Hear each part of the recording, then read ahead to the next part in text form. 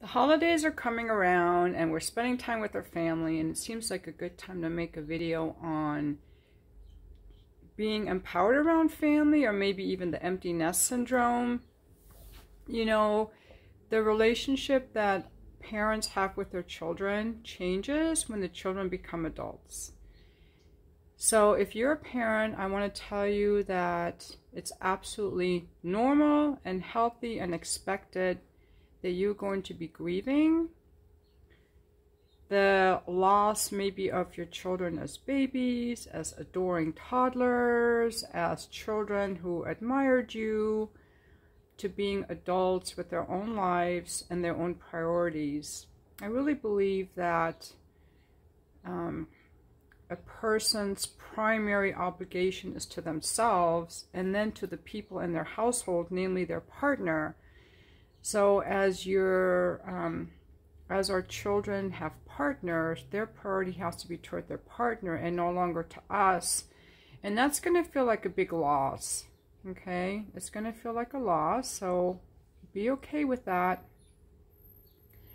And the relationship will also change from, you know, guiding and leading your children to being friends with your children. Maybe offering support as needed, but it's a different kind of relationship. And when parents have difficulty with that transition, it causes a lot of pain and tugs and undue pressure on the child, especially if the child is a people pleaser and hasn't learned how to set boundaries. And that's where we get into the second part. When it comes to your parents, I personally don't believe that children are obligated to their parents. You may disagree.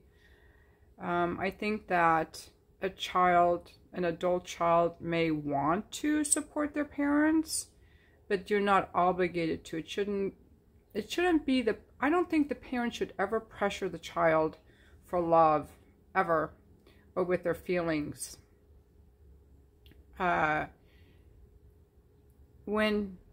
When children become adults, they have to learn to set boundaries with their parents. They have to learn to say no. I don't want to come home for Christmas. I want to spend Christmas by myself or with my partner. You know, I don't want you to call me so much. I don't want to see you so much. Or I don't agree with you. You know, you're a Republican. I'm a Democrat. You believe in God. I don't believe in God. The problem comes in when children or adult children are still seeking approval from their parents because they were raised in a way that their parents never taught them to seek the approval from within. So if you didn't learn that, you can learn that now, that your approval never is supposed to come from your teachers or from your parents. It's supposed to come from you yourself. So if you haven't developed that muscle or those neural networks, you can still do it. Absolutely, your brain is constantly growing and changing. And if the parent puts that pressure on, that's the parent's responsibility. Sometimes your parents may have to grow up and do some changing. You know, it's through pain that we grow. We don't grow when we don't have pain. I was listening to Eckhart Tolle yesterday, and he was talking about why we have to go through pain to grow, and he gave the example of the trust fund baby. I know who he was talking about, that married couple in Great Britain. I think they were billionaires. They were coke addicts, and the wife died. He wasn't able to cope with it, so he left her dead in her bed for months. You know, when the police came, they found her decomposing body because he just wasn't able to cope with handling it. He had so checked out, and their whole life had decayed into just drug taking. They didn't have to worry about anything. No one challenged them. You know, money was there, drugs were there.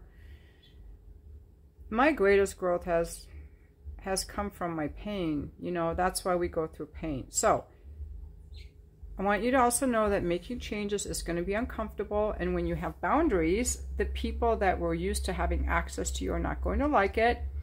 But just because it's uncomfortable doesn't mean it's wrong. It just means that it's new. So the invitation is, parents, you can absolutely grieve your children leaving home. You can grieve that holidays aren't what they were supposed to be. And kids, you've got to learn, kids of any age, to differentiate from your parents, to meet your own needs, and to figure out what kind of relationship you want with your parents. Some of you will have close relationships with your parents. Some people have to go gray rock, you know, like don't talk to their parents at all because they're toxic. If they violate your boundaries, or they're disrespectful, or they're really negative, or they're alcoholics, the healthiest thing for you to do may be to just not speak to them. Yeah, so that's all I wanted to say for today. I'm actually fortunate that I have a really good family, but you know, my parents weren't perfect, and it's you know, it's always healing to look at anything that's left over, that's incomplete, and to deal with our feelings. In closing, I guess I just want to say, don't repress your feelings. Allow yourself to feel your feelings and see why you're there and what they're telling you, what you can learn from them. And again, I really want to recommend this book, The Inner Bonding Workbook, because it is really helpful in helping you to see that you are responsible for your feelings and for how you go through life. Not your parents, not your children, not your employer, not the outside world.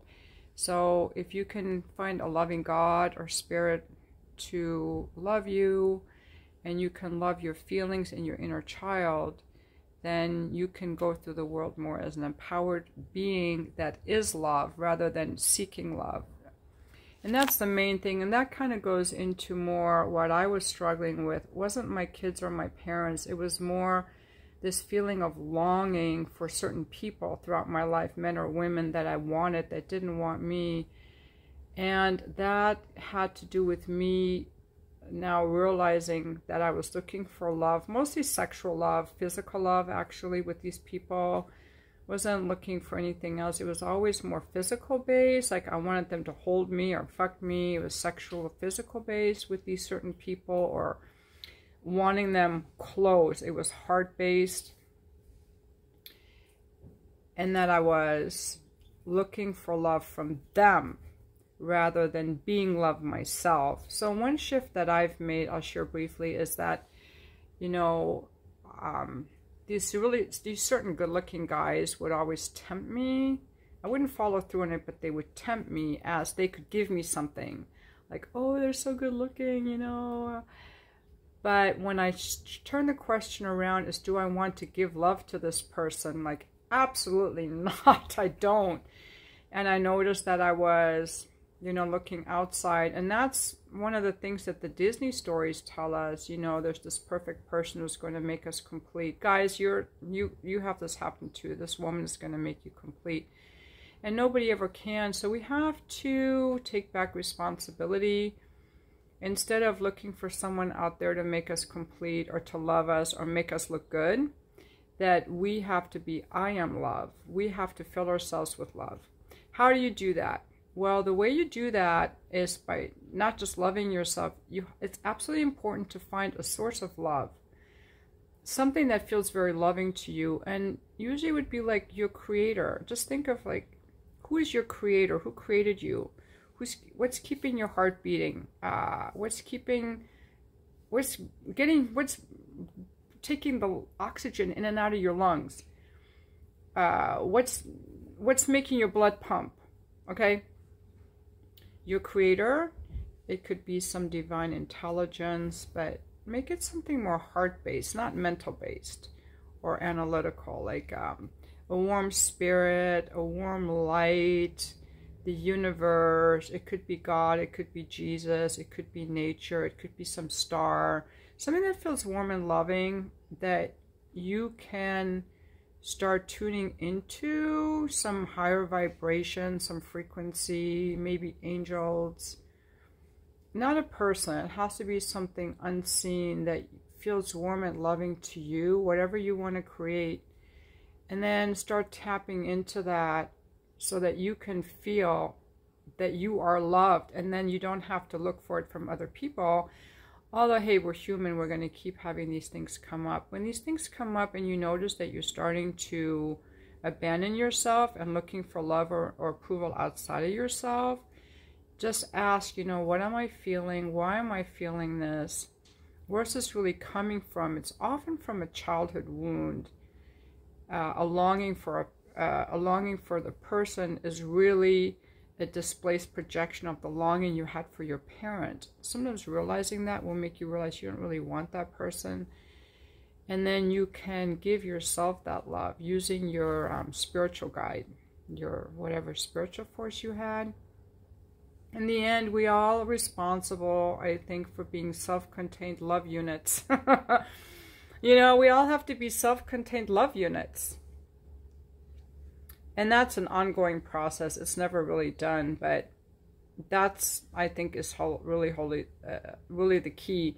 And especially when it comes to relationships, you know, that's the easiest place to get triggered. So me living alone, I don't get that many chances to practice that kind of stuff. But some of you may not either, but around the holidays, as we are around more people, you know, just start noticing who triggers you and what are your feelings and how can you comfort yourself. Because the people out there can trigger you to have longings or to have resentments or whatever, or judgments. Ultimately, we're all responsible for our own feelings and how we go through the world. We have to grow up and take responsibility.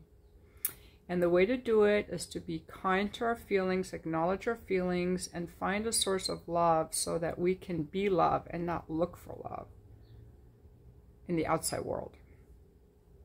I mean, when people love us, we can receive it back. But looking for love from other people for whatever reason results in pain and heartache.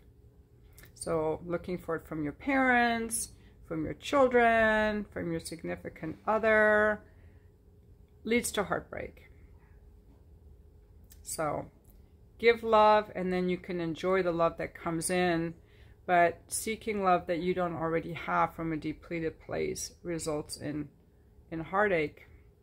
And thank you for watching my video, you guys.